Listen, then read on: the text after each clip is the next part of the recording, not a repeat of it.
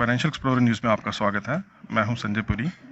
जैसे कि हम सब जानते हैं कि हार्ट जो हमारी बॉडी का एक बहुत ही महत्वपूर्ण पार्ट है और पिछले कुछ सालों से ये देखने में आया है कि जो हार्ट अटैक के केसेस हैं वो काफ़ी ज़्यादा बढ़े हैं। और इसी विषय पे बात करने के लिए कि हार्ट अटैक किन कारणों से होता है और उसको हार्ट अटैक को हम किस तरह से प्रिवेंट कर सकते हैं, इसी विषय पे बात करने के लिए आज हमारे साथ हैं डॉक्टर R.K. जसवाल, जो कि हेड ऑफ़ द डिपार्टमेंट हैं फोर्टिस हॉस्पिटल मोहाली में। डॉक्टर साहब, फाइनेंशियल एक्सप्लोरर न्यूज़ में आपका स्वागत है। Thank you very much. Doctor साहब, सबसे पहले तो आप हमारे दर्शकों को ये बताएं कि जो हार्ट अटैक है वो किन कारणों से होता है।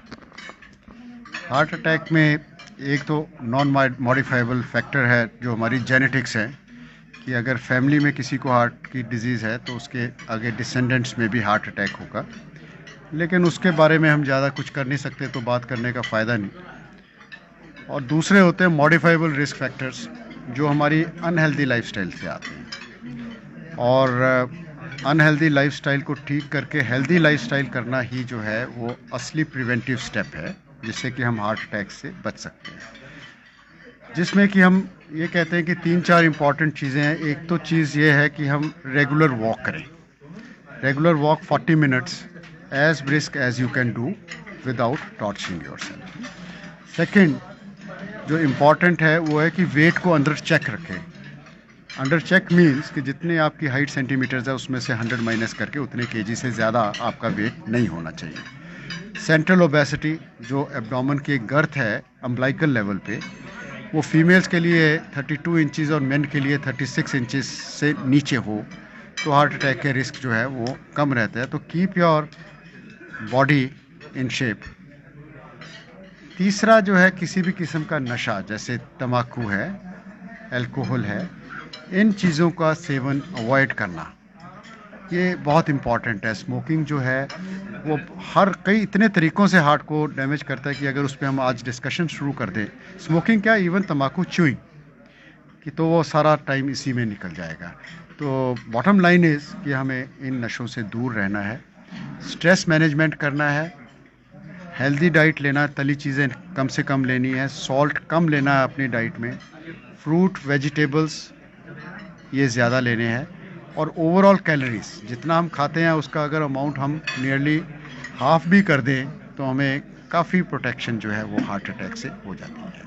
जैसे डॉक्टर साहब, हमने ये देखा है कि शुगर के जो पेशेंट्स हैं, जहाँ हाई ब्लड प्रेशर के पेशेंट रखे हैं, इनको क्या ज़्यादा चांसेस रहते हैं हार्ट अटैक के? बिल्कुल बिल्कुल, ये मेजर रिस्क फैक्टर्स में आते हैं, चाहे हाई कोलेस्ट्रॉल लेवल है, चाहे स्मोकिंग है, चाहे डायबिटीज़ है या हाइपरटेंशन है, ये मेजर मॉडिफाइबल रिस्क फैक्टर्स में आते हैं। तो अगर कोई स्मोकिंग करता है तो उसका लगभग हार्ट अटैक का जो है 3 से 5 गुना रिस्क बढ़ जाता है, और सिमिलरली ब्लड प्रेशर से 2 से 3 गुना हार्ट अटैक का रिस्क बढ़ जाता है। तो इनमें यही प्रिकॉशन है कि स्मोकर को अपनी स्मोकिंग बंद करनी चाहिए और ब्लड प्रेशर वगैरह का जो कंट्रोल है वो परफेक्ट और कंटिन्यूस कंट्रोल रखना इम्पॉर्टेंट है। तो डॉक्टर साहब, हार्ट अटैक के क्या सिम्टम्स होते हैं?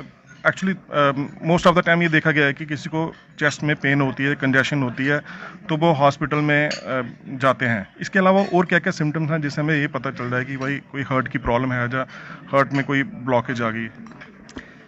अनफॉर्चुनेट पार्ट यह है कि हार्ट अटैक से पहले 86% लोगों को कोई सिम्टम नहीं होता, और जब हार्ट अटैक शुरू भी होता है तो जो हम मूवीज़ में देखते हैं या टीवी पे देखते हैं, हार्ट अटैक हुआ, पूरा नाटक हुआ, पसीना आ गया, गिर गया आदमी, वो इतना बड़ा नाटक जो है सिर्फ 5-10% लोगों में होता है, बाकियों में माइनर मिनिमल सिम्टम्स होते हैं। और उसी स्टेज पे इसको पहचानना इम्पॉर्टेंट है। जैसे बहुत लोगों को सिर्फ एसिडिटी की प्रॉब्लम फील होगी, कई लोगों को यहाँ पे पेन होगी सिर्फ नेप ऑफ नेक में, वो उसको सर्वाइकल का समझते रहते हैं।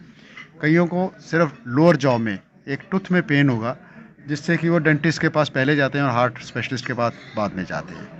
या हल्का प्रेशर फीलिंग हुआ, घबराहट हुई, पसीना हुआ, या सिर्फ कंस्ट्रिक्शन फीलिंग हुई चेस्ट में, जैसे किसी ने रस्सी बांधी है चेस्ट के आसपास, या यहाँ से हल्की पेन चल के लेफ़्ट या राइट आर्म में गई, लेफ़्ट में ज़्यादा कॉमनली जाती है, राइट आर्म में ज़्यादा कम जाती है। तो अम्बलाइकस से लेके लोअर जॉ तक इस एरिया में कोई भी डिस्कम्फर्ट जो कि रेकरेंट हो रहा है और एक्सर्शन पे बढ़ रहा है, ये हमें एक वार्निंग देता है कि we are heading towards heart attack, और हार्ट अटैक एक्चुअली स्टार्ट हो चुका है।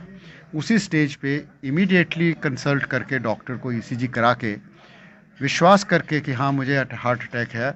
सबसे बड़ा दुश्मन हमने ये देखा है पेशेंट्स का कि उनको विश्वास ही नहीं होता हमें हार्ट अटैक हुआ है, और जितने में समझ आता है कि हुआ उतने में नुकसान हो चुका होता है।